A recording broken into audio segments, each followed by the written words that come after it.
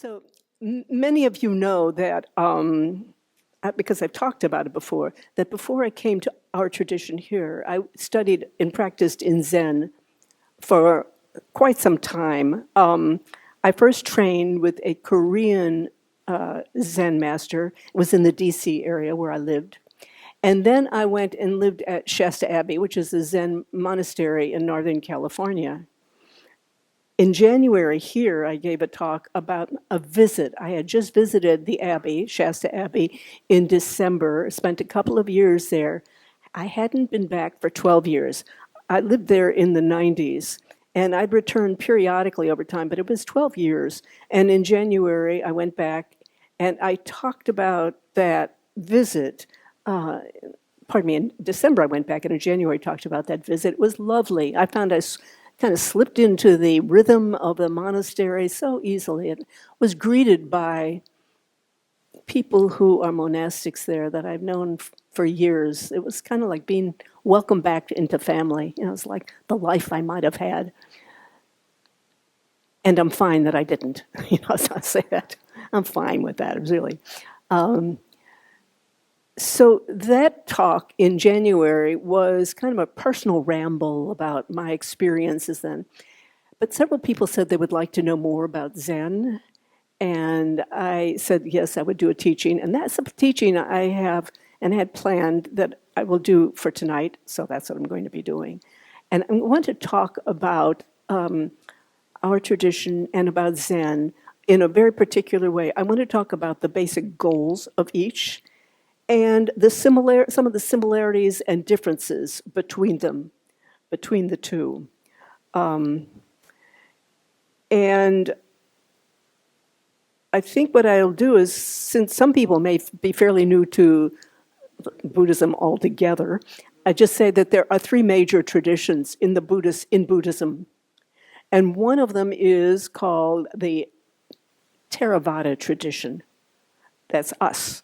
We are the derivative of the Theravada tradition. I'll explain that a little bit more in a little while. But these are the teachings that are closest to what the Buddha taught. It's the most ancient of the Buddhist traditions, teaching the earliest of the Buddhist teachings. A second one is the Mahayana, which means great vehicle. And I'll explain how that came about in a minute. But the Zen tradition is part of Mahayana.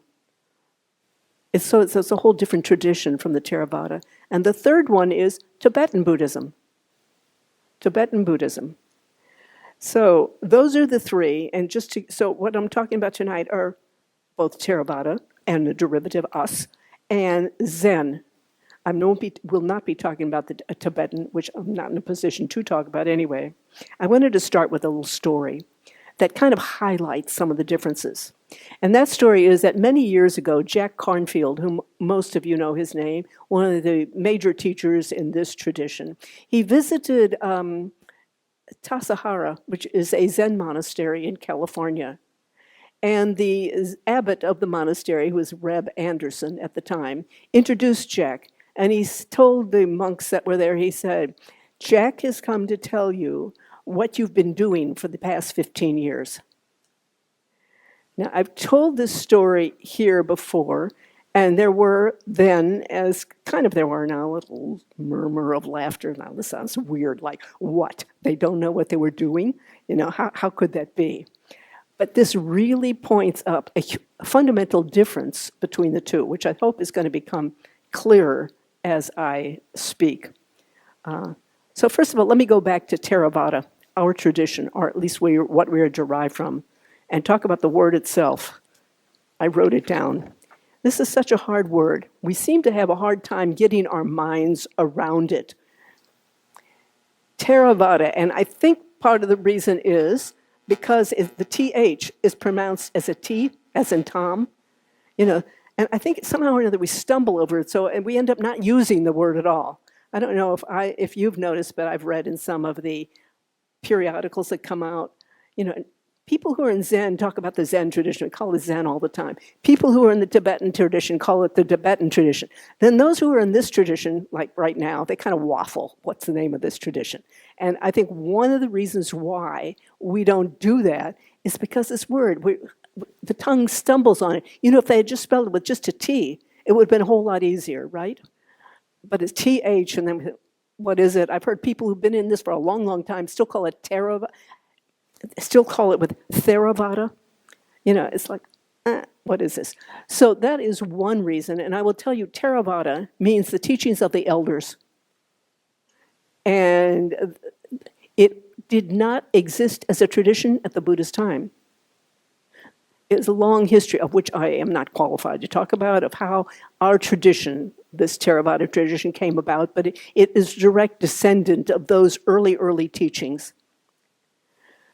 The teachings of the Theravada are mainly lodged in the Pali Canon, and those, as many of you do know, those are the quotes that we often cite here. When we quote from the Buddha, we are quoting from the Pali Canon. It's called Pali because that's the language it was written in. It was a dialect. It was close to what the spoken dialect was, and so they call it the Pali Canon, thousands of pages long.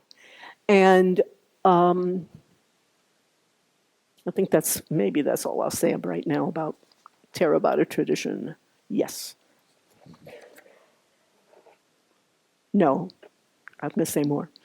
So the reason, what has happened with the Theravada tradition, the Buddha died in about the 5th century BC. Nobody knows the exact date of when he died.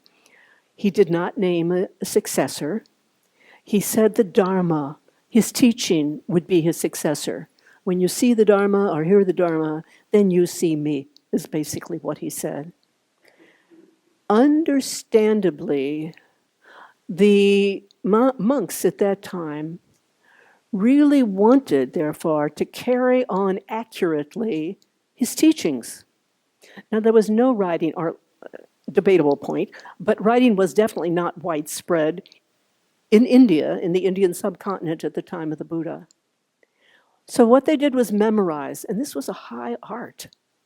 And the monks who were able to memorize, and did memorize, they went from monastery to monastery teaching other monks precisely what the Buddha had said, word for word. And as I said, it was a high art. Writing came into the Indian tradition, I think it was about in more widespread, about 1st, 2nd century AD, but still those who were inheritors of the Buddhist tradition went on and recited from memory. So when they spoke, they didn't do like what we do these days. You know, when you have a teacher, teacher comes up and they talk based on the Buddhist teachings, but bringing in aspects that are relevant to us today. Monks then did not do that. They recited precisely what the Buddha said, and this what was valued. Well, over the centuries, basically, this became really very pedantic. You know, there was no room for injecting your own insights into this. You said exactly what the Buddha said. So it had the beauty of retaining the Buddhist tradition, the Buddhist teaching, but also it got pretty dry. So over the evolution of time, a few centuries, these monks of this tradition became more interested and focused on memorization and on reciting the lists than on practicing. And they became rather narrow in their approach. It became known, and I'll say the tradition that basically became the Theravada tradition, became known as a school of analysis. And over time, and this was about the 1st century, by the 1st century AD, the Buddha died in about maybe the 4th century BC.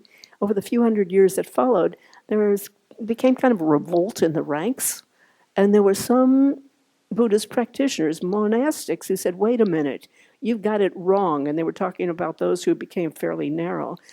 What he was really talking about, what the Buddha was really trying to say, was a direct experience of something that can't even be put into words. And this tradition has become so narrow, they revolted. And thus was born a tradition known as the Mahayana, the great vehicle, which had a different focus from the Theravada, tradition. And then, 800 to 900 years after the Buddha died, there was born the tradition that we call Zen. Now, I won't go into why and how, where that came from, but Zen. And then in the Zen tradition, it was very, very much the focus on direct experience. Very opposite from the Theravada tradition.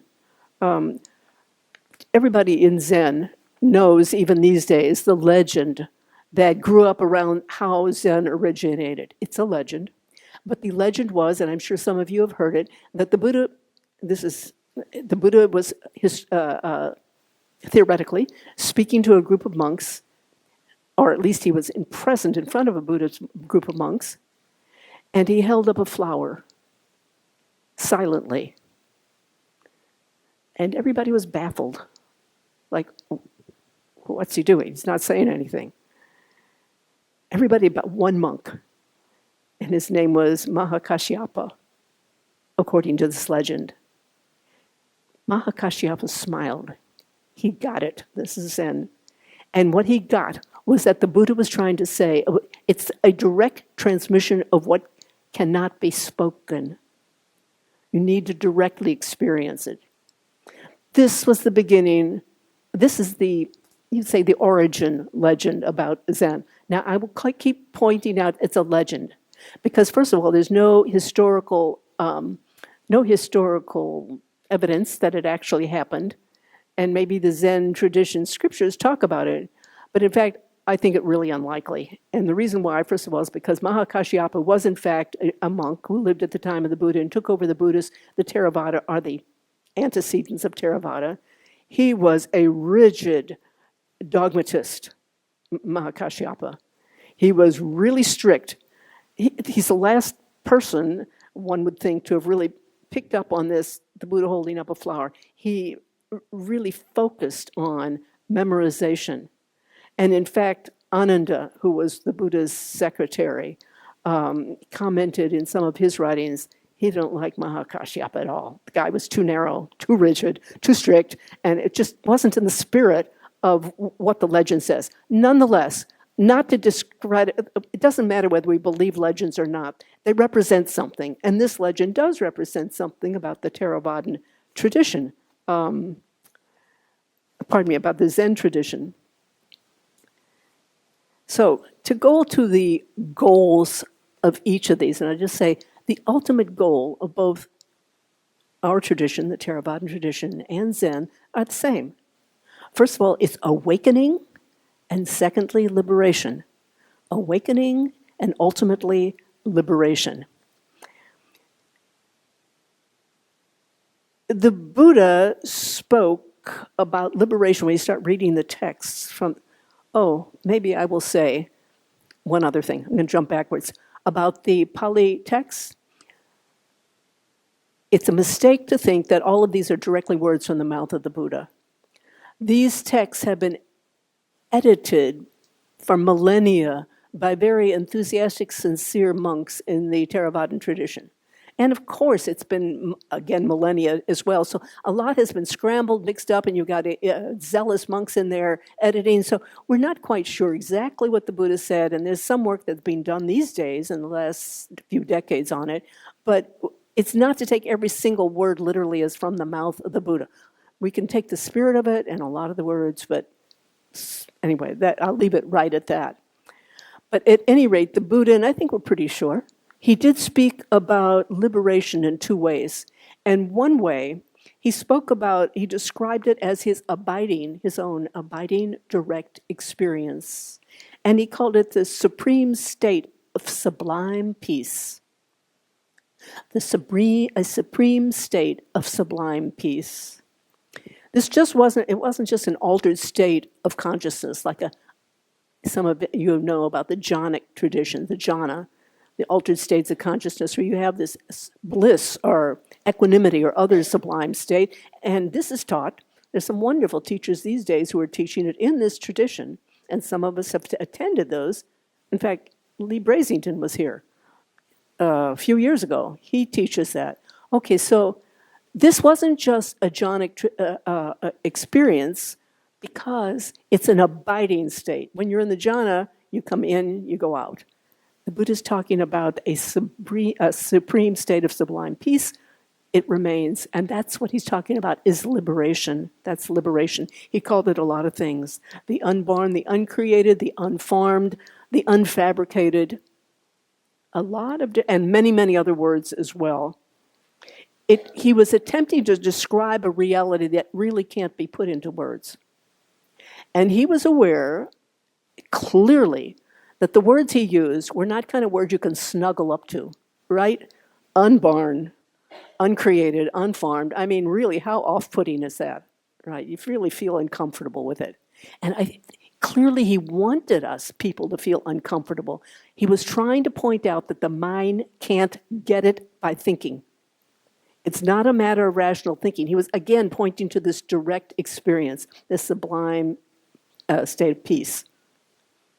So this is one way that he talked about it, and part of the problem is that a lot of people either don't understand it, and as I said, it just isn't very cozy.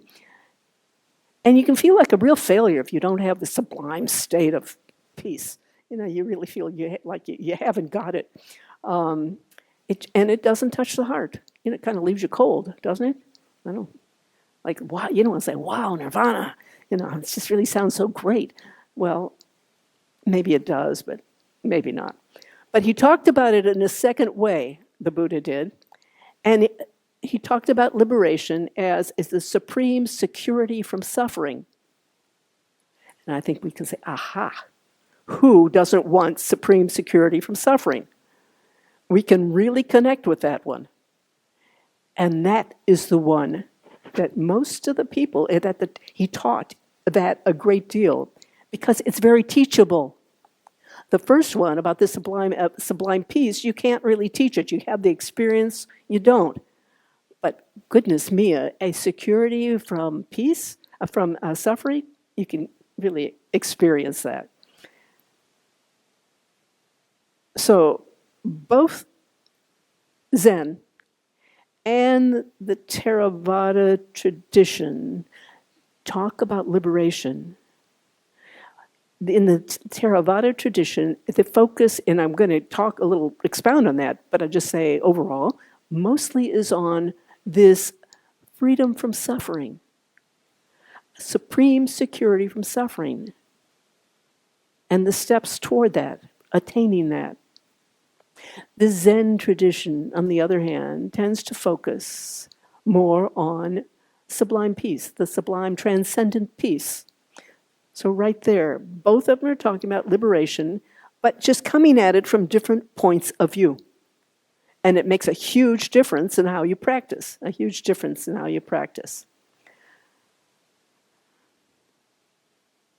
Now, first of all, what I'm talking about right now really is, I guess you say, simplified. I'm simplifying and boiling it down.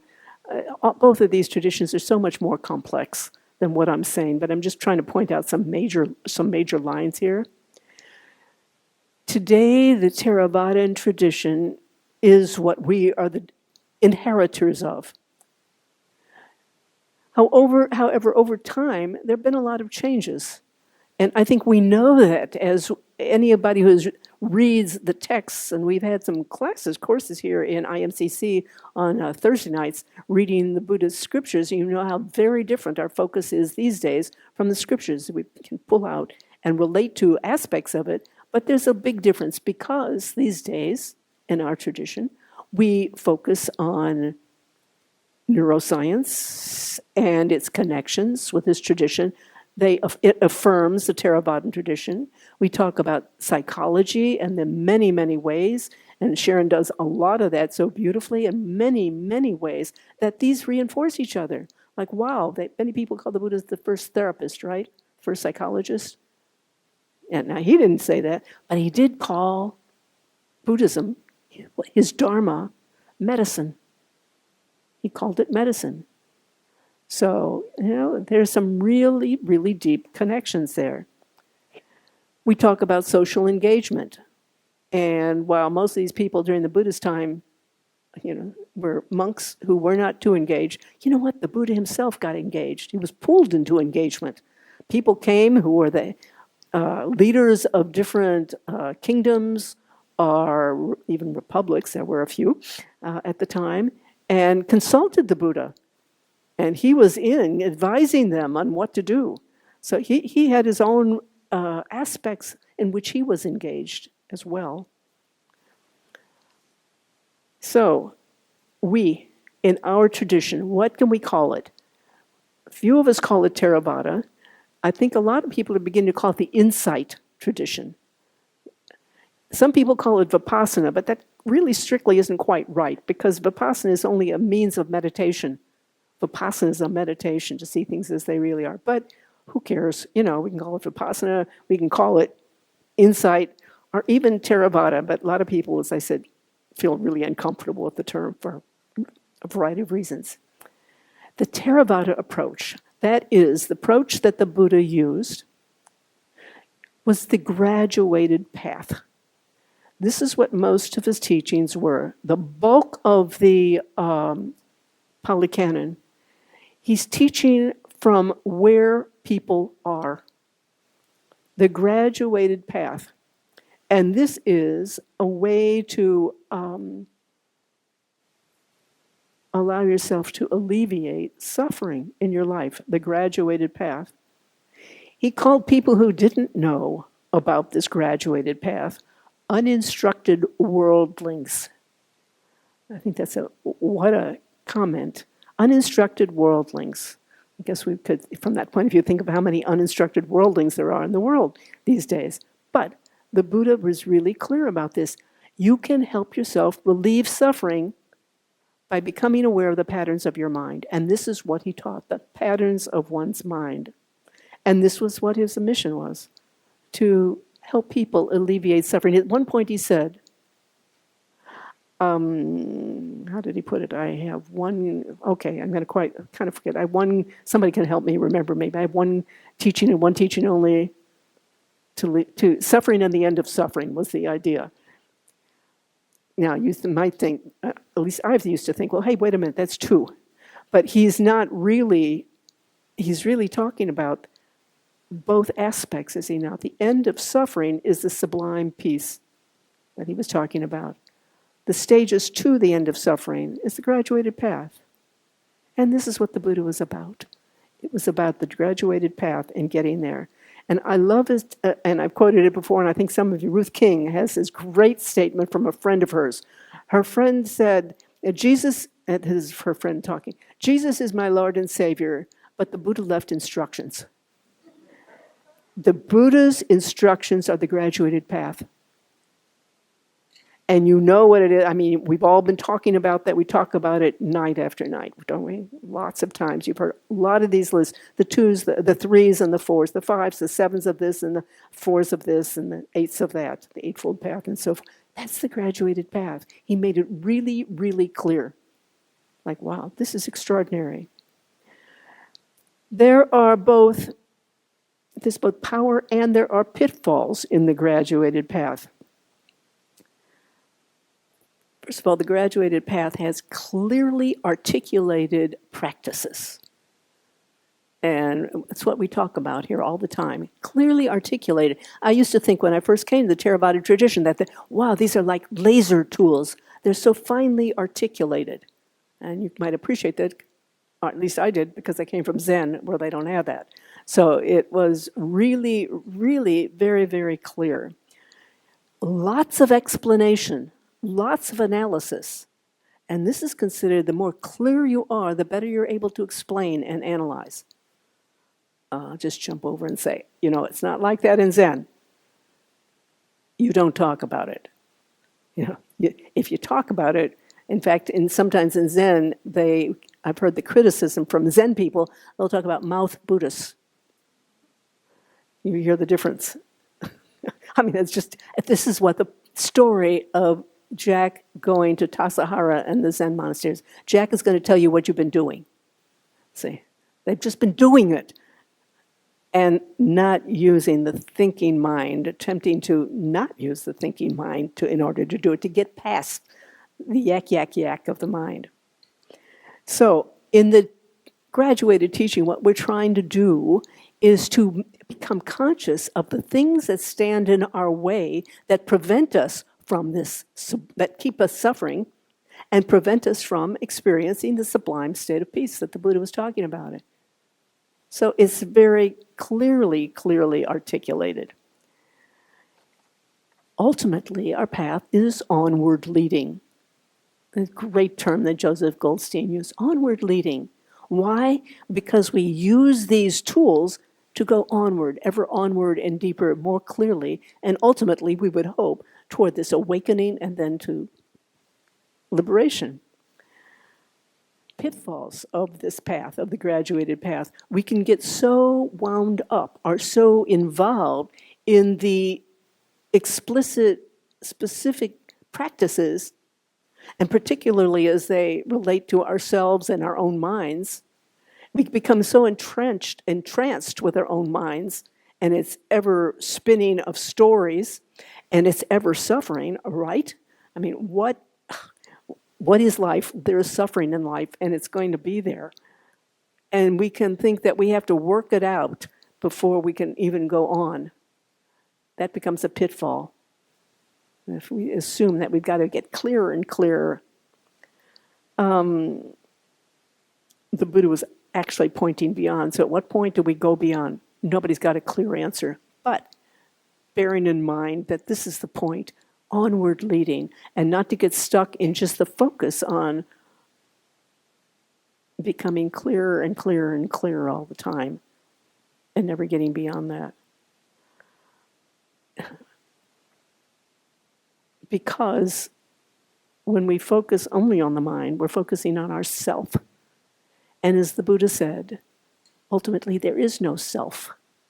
So by focusing on the self only, we are really expanding on the very problem in the first place. Does that make sense? Yeah, I mean, I think a lot of you have seen it and talked about it. It's a dilemma. There's nothing simple here. You know, it's not like, oh, the graduated path is no good. The graduated path is what the Buddha taught for 40 years. It's powerful. And there's a pitfall, like everything in this life. It's the good sides and there are the disadvantages. Now, the Zen approach, going on from to there, and the Zen approach always, it bears in mind what they call the great matter of life and death. This is where they start from the very beginning. Very aware of what is the central focus, and that is this direct experience. The great matter of life and death is recognizing what is our inheritance here, and that is the experience, direct experience.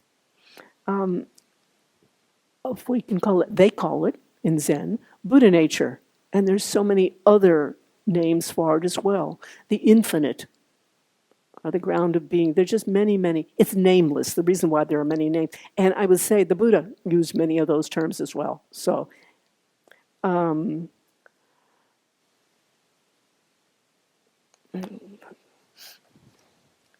power of this is that in Zen, they don't lose themselves, or they're very aware of the self being a problem, the problem that they're trying to get beyond this mind that is going on and on by not focusing on it, by recognizing the transcendent experience. And there are different ways of doing that. And maybe I'm going to give another talk because I can't go in all of that right now. But I think we can say that in the Theravada approach, what we're doing is we are working from the bottom up. We're working from where we are right now in the moment, each person, everybody, it's individually different places, and working our way up toward greater clarity. In Zen tradition, they're starting, theoretically, from the top with the assumption that if you transcend and you really get this, then everything else is taken care of. That's kind of it. You awaken, or you're enlightened, problems are taken care of. And I've heard many Zen people say that. Let me say, I used to believe it when I started. Maybe some of you who started many years ago also heard it was kind of the belief. If you just awaken and then you become closer, whatever that may be, to enlightenment, no more problems. Well, that's not right. So we found that out. That's not right. You can be awakened or close to liberated, and you might not have any clue about some ways of just dealing with everyday life. And moreover, even if you're not, there are many people who will come into this not maliciously, but as a spiritual bypass. And that is, so you don't have to deal with this unpleasant stuff of daily life. You just go right around that, run around that, and you just go for the transcendent. That's a pitfall, right? So again, it's not like any one path is perfect. It's not that way. So both of these traditions, I will say that people from both the Theravada, or we might today call it the Insight tradition, and Zen have attained spiritual maturity. You don't have to have come from one tradition and are practicing it or the other.